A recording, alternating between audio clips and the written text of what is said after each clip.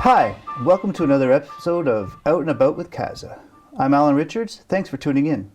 Today we're going to find out about a new organization, well, new to us, from the Rocher-Percé area called Le Réseau de Développement Social, or the Social Development Network. But for this conversation, we're going to call them the Réseau. To tell us more about this organization, we have a really special guest. Her name is Marie-Charlotte Dugas. She's the big cheese, the boss. She is the thing that makes the whole thing work at the Réseau. Marie-Charlotte, thank you for coming. Hi, thank you for having me. So, how long have you been at the Réseau? I've been there for 5 years now. And I started as an community engagement officer. Okay. And then I became a coordinator, and now I am the executive director. So that's the title I should have used when I introduced you. Yes. Executive director. And you cover the MRC of Rocher-Percé. Yeah, all of the 5 municipalities that are in this territory. So we talk about Percé, the big Percé, to Saint-Georges-de-la-Malbaie, and Sainte-Thérèse, Grande-Rivière, Chandler, and Port Daniel-Gascon. Cool. Yeah. And how many are on your team? We are 4 people, and we are all full-times, and my 3 co-workers are in community engagement. Community engagement, so working on the ground. Yes. So social development is not something that many people run into. Like, it's not something we learn in school. Yeah. If you had to explain, what would you explain social development as? It's my own way to define it, but I would say we make people work together to help the population to increase their living conditions. So improving the lives of communities by bringing people together? Yeah, because we think when they work together, like when we mix health and social services people with education people, with cities, we know we have a better view of the problems, and then we work on it better. Working together, of course. More hands make light work, we say in English. Yes. So yeah, you guys talk a lot about mobilization. Yes. And so that's getting people out and to talk about their needs and talk about ideas. What does the Réseau do around mobilization? I know you have events and stuff. Yes, we have a couple of committees. Yep. And on many subjects, and we also have events where we try also to get engage the citizens. So in the year we do a couple of cocktails apéro cocktails. On different subjects. The next one is in March, so the 20th. It's about affordable housing. Right. And we invite citizens and people who are working in organizations to talk about their needs and how they see the situation. Okay. Yeah. So you have the working committees, and they are working on specific issues all the time. Yeah. So we start from the needs that have been told in some events, and they work on it to resolve the problems, and that becomes some projects on the field. So they identify some solutions and some practical things that could happen, and they make the projects. Yes. And all of these projects, they come together in a master plan. Yes. And so that's the plan communautaire, right? The plan communauté, yes. Communauté. And so that's what you like, the Réseau really works on bringing that plan together. This is a cake, Right. And every year, so we do a new cake. It's a plan, and we go to see our funders, and we ask them to fund all of those projects, and then we can make them and help our partners on the field, and So you're not really doing the actions on the ground, but you're the support that helps people that want to get projects going. We're behind. So we are behind the scene, but we know what happens on the field. And I think that's part of the social development aspect that I like the most, is because it's from the bottom towards the top, rather than a government or somebody showing up and saying, we're going to do this project. Yes. You identify the needs by getting people out to talk about it. Yes. Make a project. It's not always easy to do, right. Because things are not done like this Yeah. usually. So, but yeah, we try to start from the needs, and from those needs, we make programs and projects. So let's talk a little more practical. So how many Yeah. projects would there be in your plan these days? This year, I think we have 10 projects. Okay. Okay, so do you want? Yeah, let's talk about the types of projects. Yes, So okay. So we have projects in housing, education, food security, and minorities like inclusion. Yep. Yeah. I can talk a bit more about food security because I've been working on this issue. So we have, like in the last years, we've been working on a food bank because we didn't have one in Rocher-Percé. So we had a couple of community organization and the social services, and we've been developing what is now le garde-manger. Okay. And we use food waste to fill the food bank, Right. and then we give to people of the area.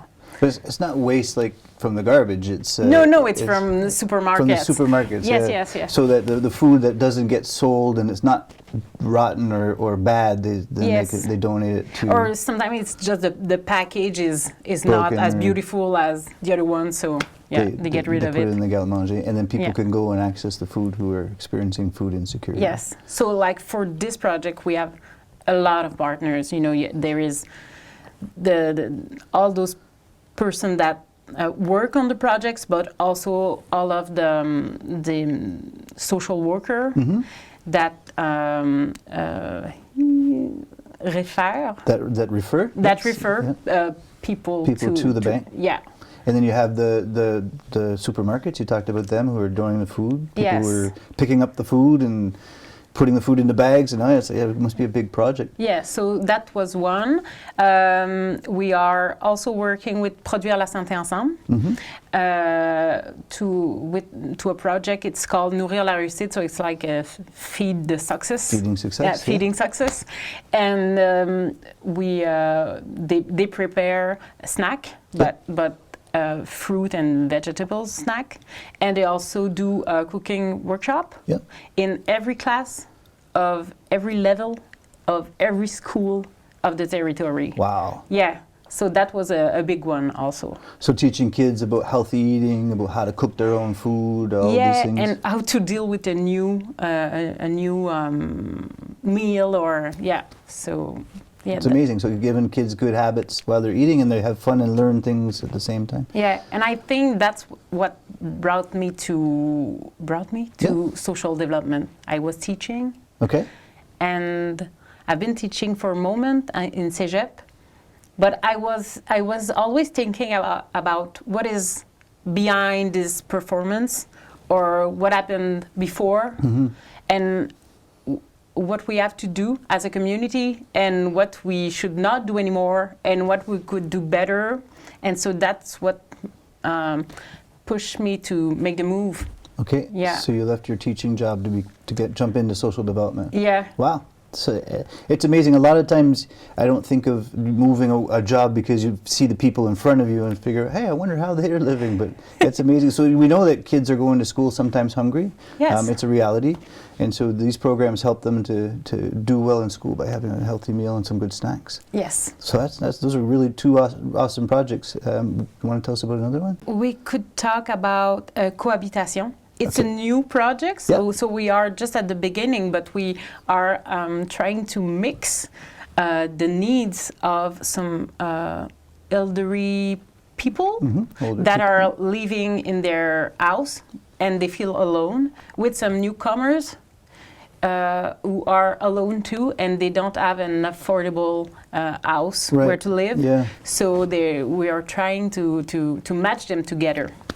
So that the person can stay in their home longer. Yes. And then the younger person will have a place to live. Yes. So there's the problem and the solution all at once. No, that's the approach I think we're trying to illustrate, is you starting really from the need. And we know that housing is a big problem. Yeah. The population's getting older, so services for them, food security? What other types, maybe not get into specifics, but what other types of projects do you... We have projects in education, like for helping little kids to learn to read and write. So we have a program with Maison de la Famille, and they are giving new books and helping parents to read with their children. That is one of our projects. We also have the Relevailles. The Relevailles. Yeah, it's after the birth. Yep, okay, yeah. Yeah. The woman can feel alone and she has a lot of work and she can feel tired. And so we have two persons. They are based at the Maison de la Famille and they're going in the houses of those women to help them and give them support. Right, to give them a break so that they can... Yeah. I remember now, that was a word that I came across before. I was like, I didn't understand, but it's really around the support around the mom so she can get back on. Yeah, and we had that before, you know. It was like traditionally people used to do that with their families. Yes.